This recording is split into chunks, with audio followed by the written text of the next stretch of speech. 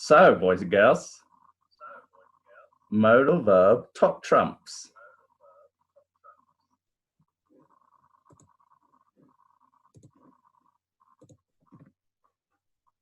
First activity.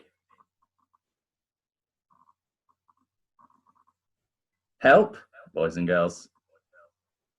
I have all of my cards ready for my top trumps game, but the names have disappeared. What I need you to do is look at the functions of each modal verb and tell me which one is being shown. Here we go with the first one. Now, this modal verb is used for ability, permission, and probability. What I'd like you to do is text me your guess at which modal verb we are talking about. Alan, thank you for your input. Dyra, Alison, Ines Borges, Eda, boys and girls, that's very good. Let's check.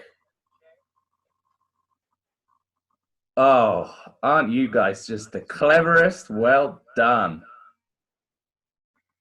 Next. Okay, this modal verb is used for prediction and spontaneous decisions. Which one do you think it is? You can text me, you don't need to raise your hands.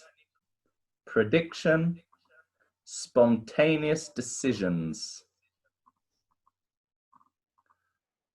A lot of mites and mays, not quite. Oh, I saw one up there. Who was that? Joseph. There's a boy. Joseph. Prediction and spontaneous decisions. It is Will. Wonderful. Next, we'll have a look at prediction and probability. A few of you put this for the last one. There we go, Paul.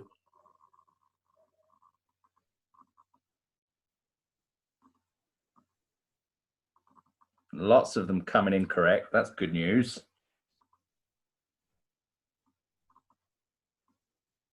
We're, of course, talking about might. Past abilities, past permission, probability, and requests. Now, boys and girls, the clue is in the first couple of ticks. The past ability, past permission. What are we going for here? There we are, Max. Excellent, Alison. Amiyali, nice. Good work, guys. Could is the correct answer. Nice Steve in there with a bit of input. There's a boy. Good man. GG indeed. Right, next one. Advice. Oh, Karen in there quickly. Well done. Pool, Ines, Dyra, Pan, nice input. That's why we love you, Pan. Should. Think that's correct? Yes, it is. Of course it is. Well done, guys. Permission and probability. What do we think this one is?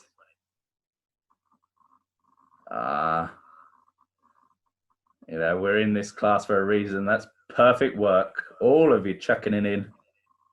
Pan, think again. Lovely work. Let's check it.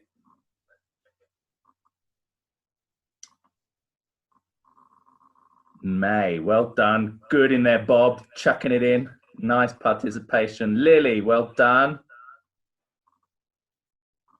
Deduction, probability, and prohibition. I guess prohibition here is a big clue. Remember, can't is the negative of can. It's the same verb. There we are, Alison. Alan, good work. And the answers are coming in now. Wonderful. Must. Let's check it. Of course it is. Of course it's must. Okay, I think we've got time for one more.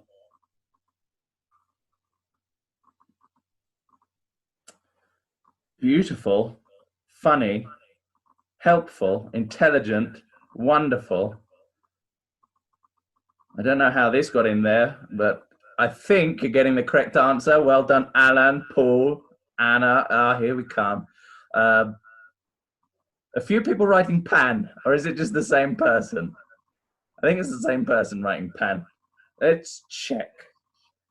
Daira, almost.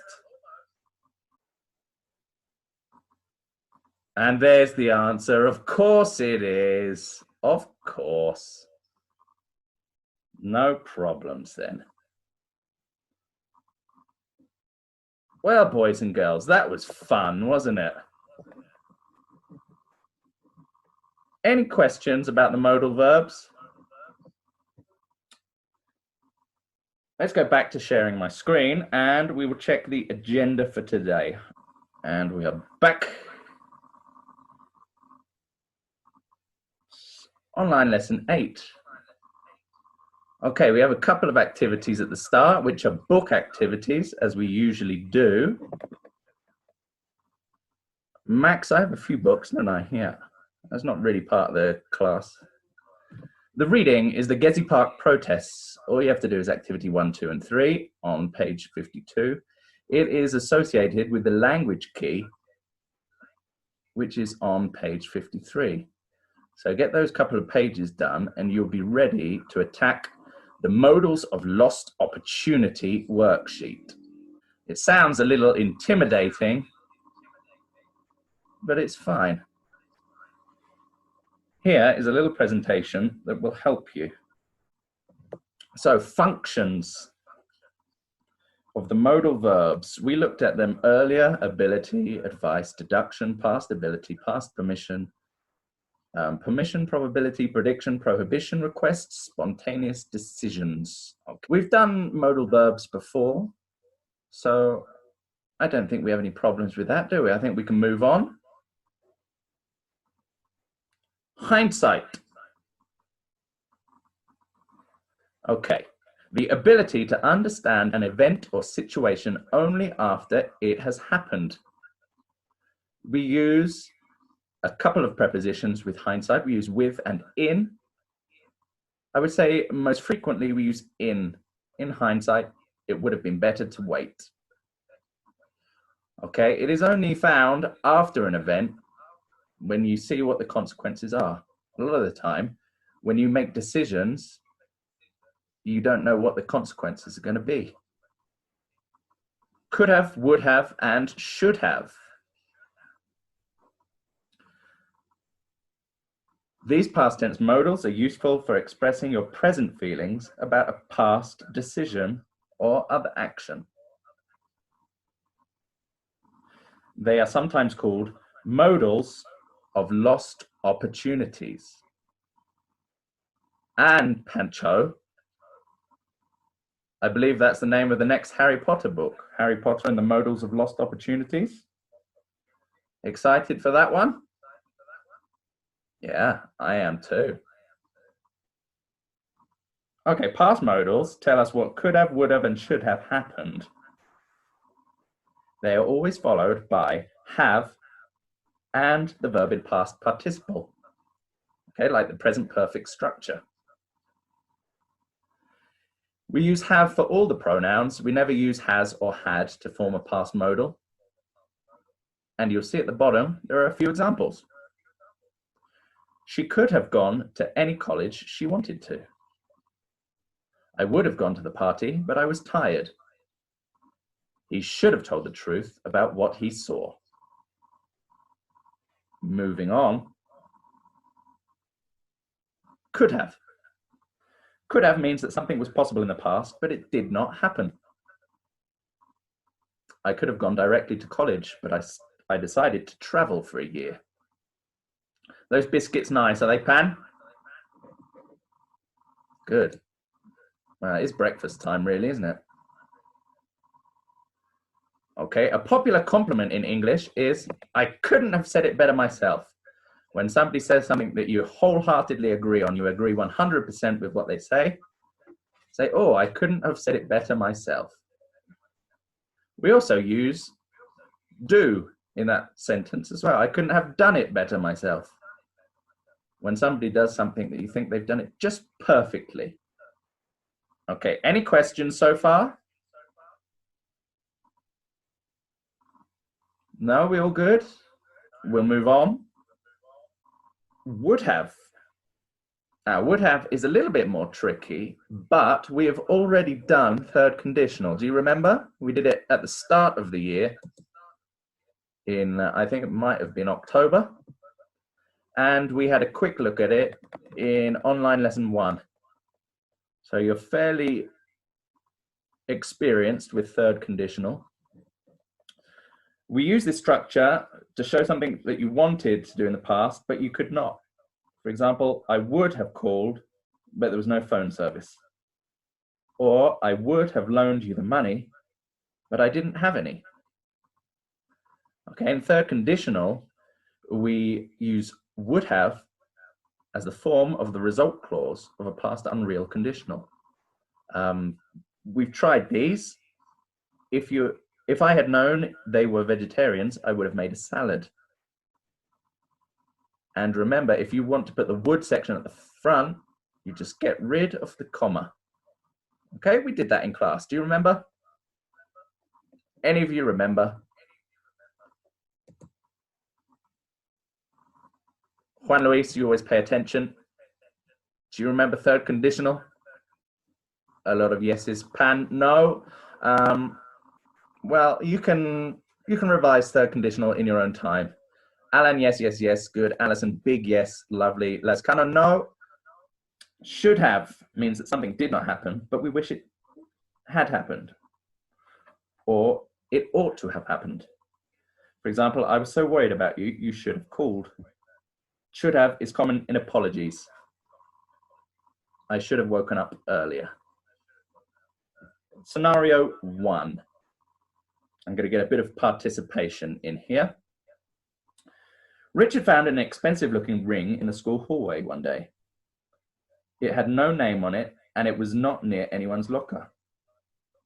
He sold it in a second-hand shop for 50 quid or £50 and used the money to buy a computer game. Who wants to volunteer? Anybody? Anybody feeling Max? Raise your hand. Max, I can hear you. Yes, you hear me? Yeah, what would you have done in that situation? Oh, maybe I should. It's difficult, right? Maybe I should say it to the principals of the school and give it to them. Okay. Let's have a look at the next section. Because I'm responsible. Yeah, let's have a look at the next section and see if your idea changes, okay? He later found out that the ring was worth £20,000 and there was a £1,000 reward for the person who found it. Now, does that information change your idea or change what you would have done? No, it doesn't change nothing. Okay, but for Richard, it probably does, doesn't it? Instead of having £50, he could have had 1,000. Yeah? Yes. So in hindsight, he probably thinks, oh, I should have kept hold of the ring a little bit longer. Okay. Situation 2, and we're going to go to Dyra. If I can find her, because she's put her hand up. There she is. Tyra, hello. Hi, teacher. Okay. Here's scenario 2. Judy's friend Emma was stressed out about an upcoming test. Judy had already taken the test and got 100%. So she knew all of the answers already. I would ask Judy to help me study or something. Okay. What do you think Judy did?